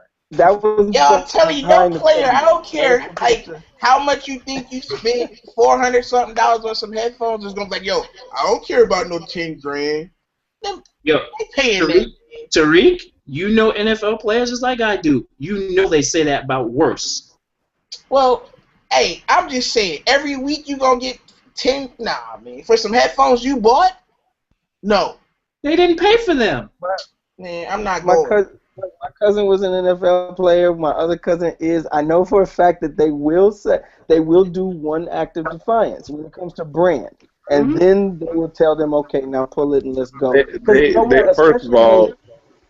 First of all, in the NFL, they don't make the same kind of money that some of these other sports make. So 10 racks is still a lot of money for them. Now, if it was an NBA player, I could almost say, yeah, they probably said, fuck that, 10,000 ain't shit. Because I done seen them straight be playing. I done seen Paul Pierce toss 10,000 in the air playing to a rookie like, yeah, this is my spending money, little nigga. You know what I mean? Like, but they don't do that in the NFL because their money is not guaranteed. So they value their money a little bit more. I'm inclined to believe that what Steve said, basically, you know, yeah, they'll probably eat that the first time, but you're not going to see too many more signs of defiance, right? You know what I'm saying, coming up this week because they're not going to pay it again. You know what I mean? Like, they'll pay the first one, but they're not going to hear about it. In corporate culture, that they still thump chests like we do on the block. So Apple and Beats do not want to look as if they've been pushed around. So a couple of defiant moments to prove that you can't boss us around, and then everybody will play along. The reason why I don't think that makes any sense, again, you guys already owns is trying to play in by leaps and bounds. I would simply say if I'm Beats, as handed down from Apple, whatever mandate, y'all motherfuckers keep wearing them shits on the field if you want to. That's on you. Because it's not even on the field. You can't wear them anywhere where Bose has a presence, and you can't wear them up to 90 minutes after the game. You cannot be seen in those headphones if you come 90 minutes after a football or NFL-related function. Yeah, but after that hour and a half, but again, after that hour and a half, you're so far away from anything NFL-related, that's where it's clear. Yeah, they got their beats on deck. That's where I love the business of it, because there are still a lot of loopholes and a lot of things that can be litigated through this, whether it's collective bargaining. It's not a legal precedent that they can force people to not wear a sponsored brand. That can be argued. That can be put up for argument legally, because that's a monopoly that's passed down to these players without any of their input. But who's going to do that, considering the brand that has the issue already runs that much of the market? It doesn't make sense to fight it. No, I hear you. At this point, I'm not even talking about the brand. At this point, what I'm saying is that's more of an NFLPA issue. Mm-hmm. And because if they allow this to happen, it's a watershed moment where we can now go back to telling people to cover up their swooshes. and cover up other things that don't match with the NFL deal that they've made. So you're right. Apple Bose aside, this is an issue that I think still carries weight, because if this is allowed to go, then they can start to force out other brand sponsorships at the individual player level. They actually have the right to do it now, based on the current player agreement. They have the right to do it now. But you see, with footwear, they've slacked up. They've allowed people this year. You can see brands on cleats. They've slacked up a bit because they realize that an NFL player's feet are far from the most featured item on him. So they've allowed that to happen. But when you start talking about a visual presence of someone's face, their head, they're sitting at a press conference, you see them coming to the game, you see them leaving the game, what headphones do they have on? Bose ain't going to go for that. It's like, yo, B, we run this house right now. That's where I think they'll fight it, only because I saw it firsthand when I saw Adidas take over Oregon's campus for the World Junior Championships this year. Something I thought I would never see. There was not a Nike sign to be seen at Nike U. That was the craziest thing I ever seen in my life. So that's why personally I feel like. What's up? I wish you would have took pictures of that. You told me about it. I did. Let me see if I can find some of them. Yep. It was the nuttiest thing I ever seen in my life. There was not a swoosh to be found, and everywhere there was a Nike presence, there was an Adidas banner covering it. It was mind blowing for somebody who's been on the inside and seen the industry, both from that sport and from brand perspective. It was amazing. So that's where I think brands are actually a lot more protective, and it's not really down to the dollars and cents. If they're seen as acquiescing, they will lose that 60%. It's not coming. It's not happening. It's not happening with beats from Bose. Right. Bose is not even talking to us. They got a different demographic they're talking to. True. Very true. They're not talking to us. Very true. The day I get on an A train or a C train and I see 10 pairs of Bose scattered throughout the car, it's a new world. But see, like we quoted before, what's that line from Iron Man? Like I don't need to kill God, I just need to make him bleed. Then the leeches come out. Because on average, you can find in any average train car, Video Freak, you know this, Ben, you know this.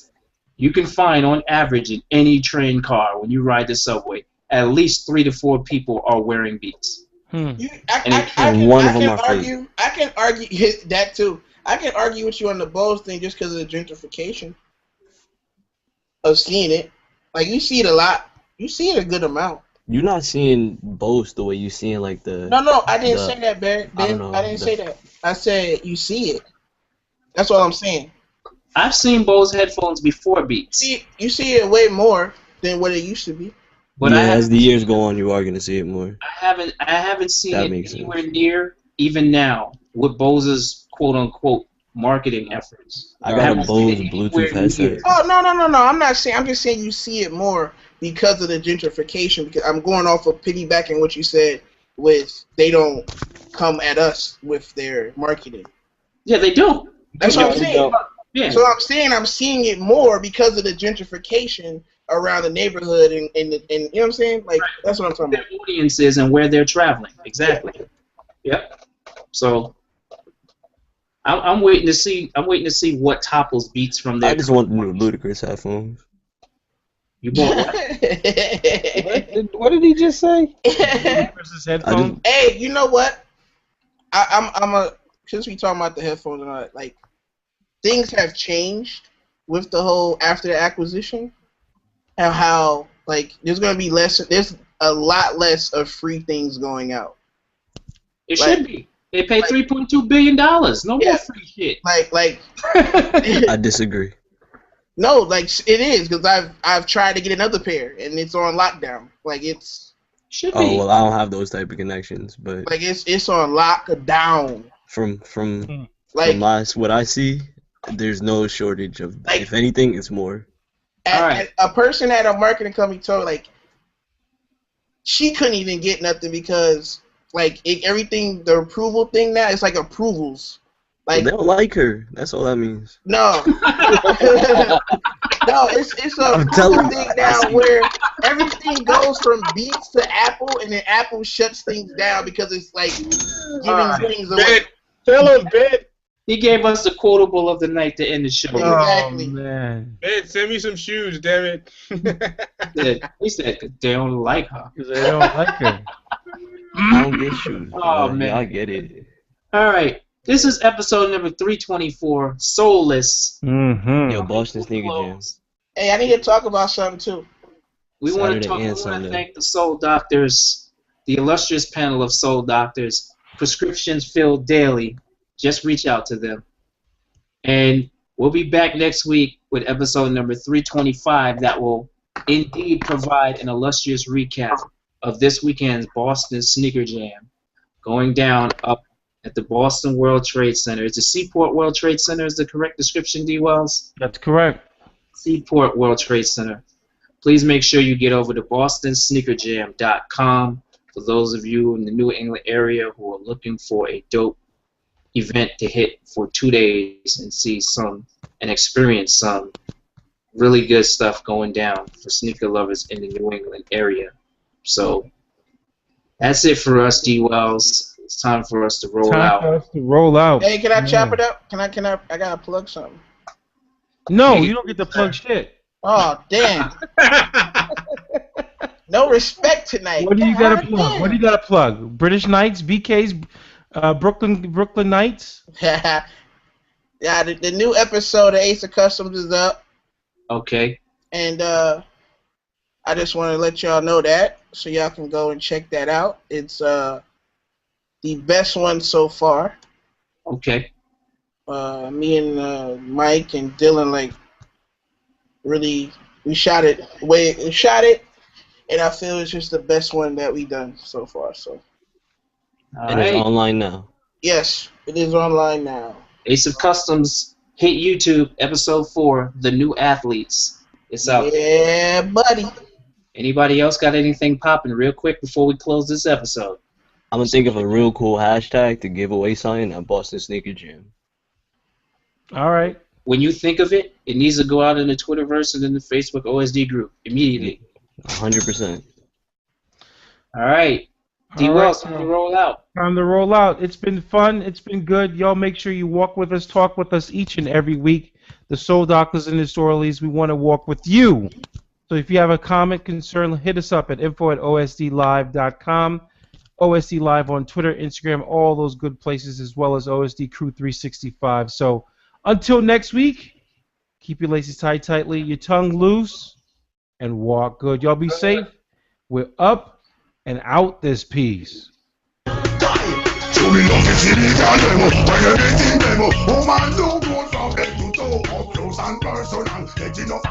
Yo, of all the songs to end with, though.